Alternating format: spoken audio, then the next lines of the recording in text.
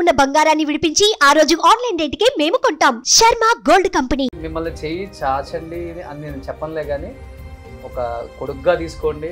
మా సుమన్ టీవీ నుంచి ఒక చిన్న అమౌంట్ ఇస్తున్నామ్మా. దీన్ని మీరు వేరేగా భావించొద్దమ్మా. ఎప్పుడు బాగుండాలి సార్. Thank you.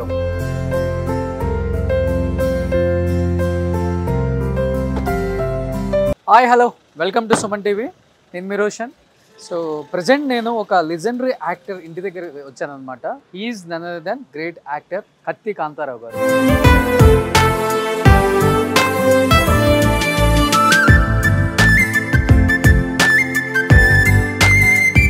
అంటే ఆ రోజుల్లో ఎన్టీఆర్ గారు పోషించిన అన్ని పాత్రలు కూడా ఆయన కూడా పోషించారు. ఒక శ్రీరాముడిగా, ఒక శ్రీకృష్ణుడిగా, అంటే ఎన్నో సినిమాలు. అంటే ఎన్టీ రామారావు గారు నిర్మించిన సినిమాల్లో కూడా ఆయన చాలా మంచి మంచి పాత్రలు వేశారు. అండ్ ఒక రకంగా చెప్పుకోవాలంటే ఆ రోజుల్లో జానపద సినిమాలు అంటేనే మనందరం గుర్తొచ్చేది కత్తి కాంతారావు గారు అనమాట. అండ్ ఎన్టీఆర్ గారి తర్వాత అన్ని జానపద చిత్రాలు చేసిన ఏకైక నటుడు కత్తి కాంతారావు గారు. అంటే అలాంటి సినిమాలు మనకు అందించారనమాట. అండ్ ఆయన నారద పాత్రలో కనిపించినప్పుడు ప్రతి ఒక్కళ్ళు కూడా నారద పాత్రలో ఈయన తప్పితే ఇంకొక యాక్టర్ను చూడలేమన్నంత లెవెల్లో ఆయన ప్రతి సినిమాలో యాక్ట్ చేశారనమాట.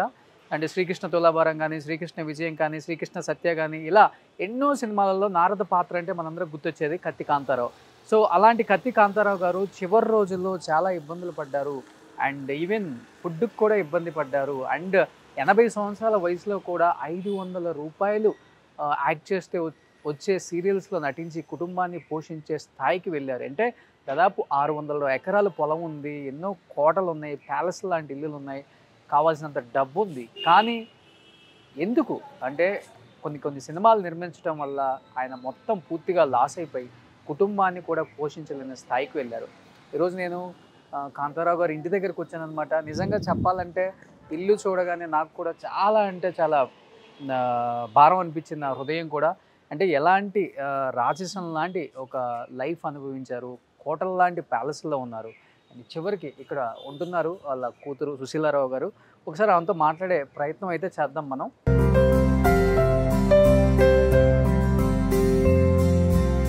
సరే, మాట్లాడే ప్రయత్నం చేద్దాం. అమ్మా నమస్తే. అమ్మా ఇక్కడ మనకు కనిపిస్తున్నారు మనకి సుశీలారావు గారు అనమాట, కత్తి కాంతారావు గారు అమ్మాయి. అమ్మా నమస్తే. నమస్తే అండి. ఎలా ఉన్నారు? బాగున్నాను సార్. సేమ్ నాన్నగారిని చూసినట్టే ఉందమ్మా. నాన్నగారి పోలికలు అలా పుణికిపుచ్చుకున్నారు, నాన్నగారి వారసత్వం పుణికిపుచ్చుకున్నారు. ఒకసారి నాన్నగారిని చూస్తుంటే ఆయన సినిమాలే గుర్తొస్తాయి మనందరికీ. కొన్ని వందల సినిమాలలో ఎన్నో క్యారెక్టర్స్ చేశారనమాట కత్తి కాంతారావు గారు. అంటే ఆయనలాగా కత్తి తిప్పే వీరుడు, ఆయనలాగా కత్తి తిప్పే యాక్టర్ని కూడా ఇప్పటి వరకు మనం చూడలేదంటే చూడండి. ఇప్పుడు ఎన్నో తరాలు మారినప్పటికి కూడా ఈ రోజుకి కూడా ఆయన సినిమా చూసినా, ఆయన ఫోటో చూసినా కానీ ఆయన యాక్టింగ్ గుర్తొస్తుంది మనకి.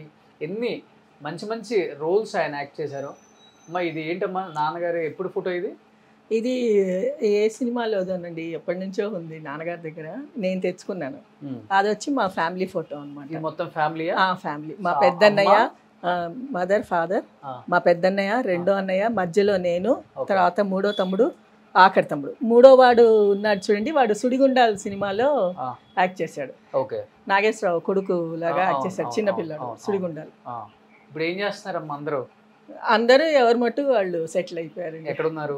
పెద్దవాళ్ళు ఇద్దరు చెన్నైలో ఉన్నారు, ఇద్దరు చిన్నవాళ్ళు ఇద్దరు ఇక్కడే ఉంటున్నారు. మల్లాపూర్లో ఉంటారు. నలుగురు మొత్తం బ్రదర్స్? మొత్తం నలుగురు. ఇద్దరు అన్నయ్యలు, ఇద్దరు తమ్ముళ్ళు, ఒకే ఒక అమ్మాయి. నేను ఒక్కదాన్ని. సో ఒకే ఒక్క అమ్మాయి అంటే నాన్నగారు ఎలా పెంచుకున్నారో మాకు తెలుస్తుంది. ఎలా పెంచారు నాన్నగారు? ఎలా చూసుకున్నారు? యాండి ఉన్న ప్రేమ అంతా ఇచ్చి పెంచారు. చాలు, చాలా ప్రేమతో పెంచారు. చాలు, నన్ను మంచిగా చూసుకున్నారు సార్, చాలా బాగా చూసుకున్నారు. ఆ ఇంటికి నేను ఒక చిన్న సైజ్ రాణిలాగా చూసుకున్నారు. ఒకతే కూతురు అవ్వటం మూలన అది ఒక ప్లస్ పాయింట్ అయింది నాకు. ఒకతే అమ్మాయి రాణిలాగా చూసుకున్నారు, కోట లాంటి ప్యాలెస్ లో ఉన్నారు. అవునండి, పెద్ద. అంటే ప్రేమతో చూసుకున్నారు అన్నారు. ప్రేమతో అండి. అమ్మ అలాంటి ప్యాలెస్ లో ఉండొచ్చి ఒక రాణిలాగా బతికింది మీరు. అంటే మాకే మనసు కొంచెం భారంగా అనిపిస్తుంది. ఈరోజు ఒక చిన్న గదిలోకి షిఫ్ట్ అవ్వాల్సి వచ్చింది కదా. అంటే టైం అండి, ఏదైనా ఎన్ని రోజులు పట్టింది ఆ బాధ? అంటే నేను మ్యారేజ్ అయ్యి వచ్చిన తర్వాత మాకు ఇక్కడ సొంత ఇల్లు ఉండేదండి మా హస్బెండ్కి. కాకపోతే ఆయన ఫ్లాట్స్ అది కట్టాలని కట్టారు. బిజినెస్ అంటే ఇష్టం, బిజినెస్ పెట్టారు, అది కలిసి రాలేదన్నమాట. దాంతో కొంచెం లాస్ వచ్చింది. తర్వాత ఆయన కూడా పోయారు. నాకు 3 పిల్లలండి, 2 కొడుకులు 1 కూతురు. అంటే ఒక పక్క నాన్నగారు సినిమాలు తీసి లాస్ అయిపోయారు, ఈయన బిజినెస్ ఇప్పుడు అద్దె రూము, ఇది అద్దె ఇల్లు. కొంచెం ఎట్లన్నా బ్రాహ్మిన్స్ కదండి, అంత బిజినెస్ చేయటం రాదు, కొంచెం కష్టం. సరే ఇంకా ఎట్లాగైతే ఎంతో కష్టపడి మా పిల్లలు 3 అయితే ఆస్ట్రేలియాకి పంపించాం. సో వాళ్ళు అక్కడ జాబ్స్ చేసుకుంటున్నారు, వాళ్ళందరూ సెటిల్ అయ్యారు. సో మీరేం చేస్తున్నారు ఇప్పుడు? నేను మొన్నటి దాకా జాబ్ చేసేదానండి, కంటెంట్ రాసేవాళ్ళం అనమాట. బుక్స్ రాసి దాని తర్వాత వాటికి కీ తయారు చేయటం, క్వశ్చన్ చెక్కింగ్, ప్రూఫ్ రీడింగ్ ఇవన్నీ చేసేదాన్ని మొన్నటి దాకా.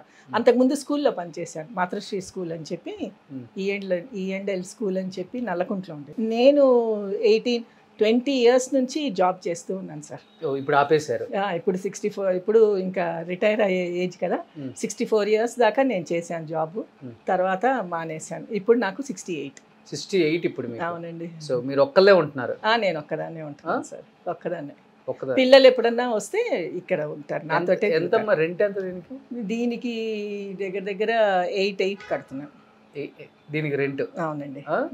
అంటే ఆ అమ్మాయి ఎవ్రీ ఇయర్ పెంచుకుంటూ పోతారు కదా వాళ్ళు. సో అట్లా.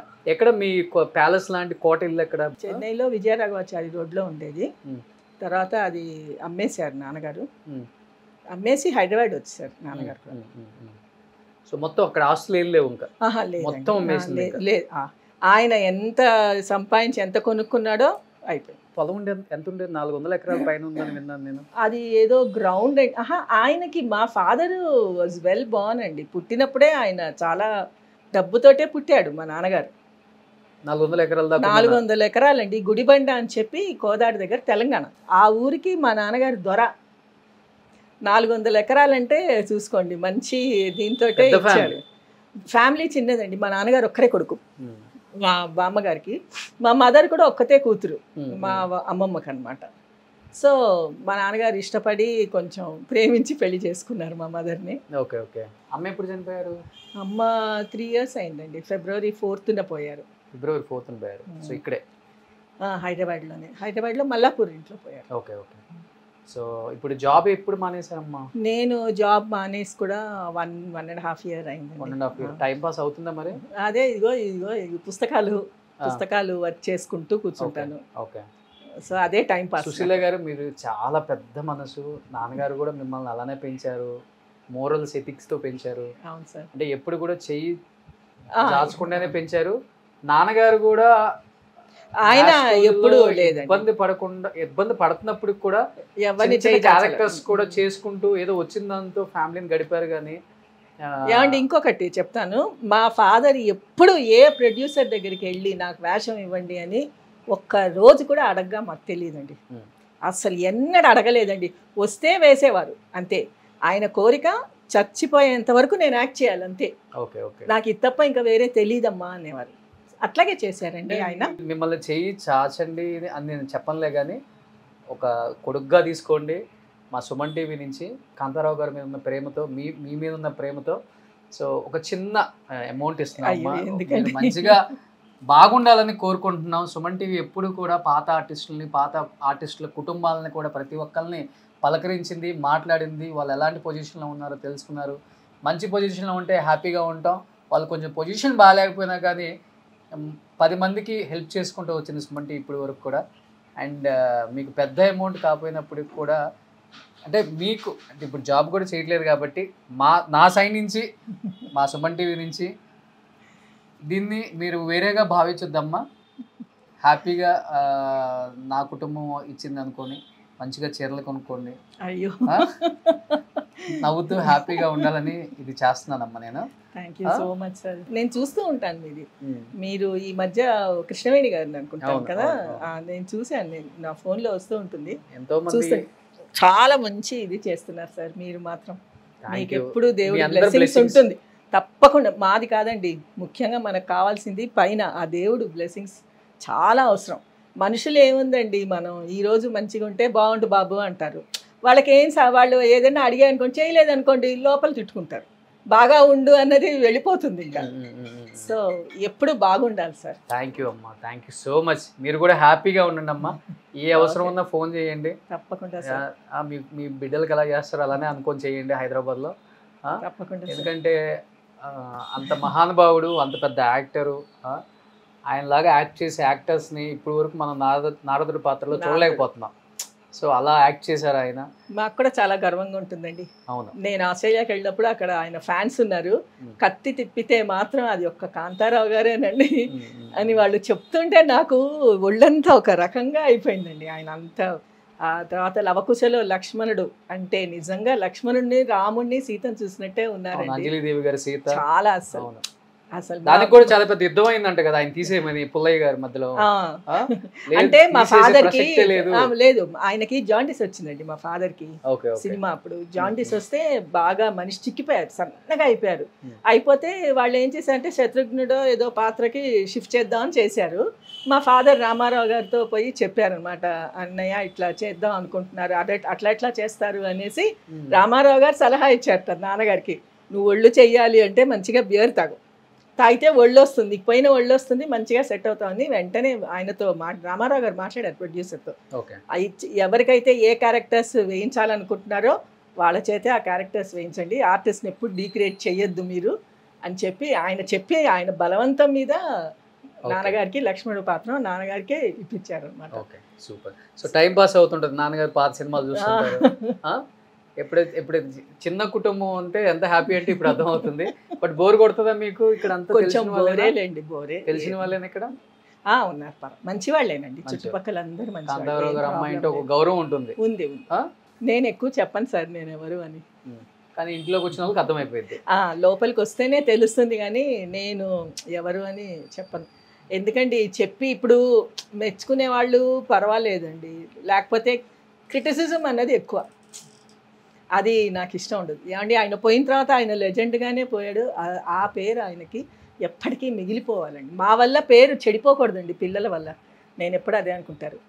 ఆయన మాకు జన్మనిచ్చాడు, ఆయన పేరుని చెడగొట్టకూడదు. అంతే అంతే, మేము అంతే. As long as he is there in the great అమ్మా. మీరు ఇప్పుడు వరకు జాబ్ చేస్తూ మీ పోషన్ మీరే చూసుకుంటున్నారంటే చాలా బెటర్. పిల్లలు సపోర్ట్ చేస్తారండి పాపం, ఏ మాట కామాట పిల్లలు కూడా సపోర్ట్ చేస్తారు. మా పాప అడ్లైడ్లో ఉంటుంది. సూపర్. నాకు కూడా 3 మనవరాళ్ళు, 1 మనవడు. ఇంకా వెళ్ళి వస్తూ ఉంటాను అంతే. ఇలానే హ్యాపీగా ఉండండి అమ్మా. Okay sir. సో మిమ్మల్ని కలిసి చాలా హ్యాపీగా ఉంది నాకు. Thank you so much, very nice. మీరు వచ్చినందుకే చాలా సంతోషం. థ్యాంక్ యూ అమ్మా, థ్యాంక్ యూ సో మచ్ అమ్మా. నమస్తే సార్. చాలా ఇది నాన్న అమ్మ ఎంగ్లో ఉన్నప్పుడా? అవునండి, ఇటువైపు అంత పచ్చళ్ళు ఉంటాయి. సూపర్. సుమన్ టీవీలో మీ పర్సనల్ అండ్ బిజినెస్ ప్రమోషన్స్ కోసం కింది నెంబర్కి కాంటాక్ట్ చేయండి.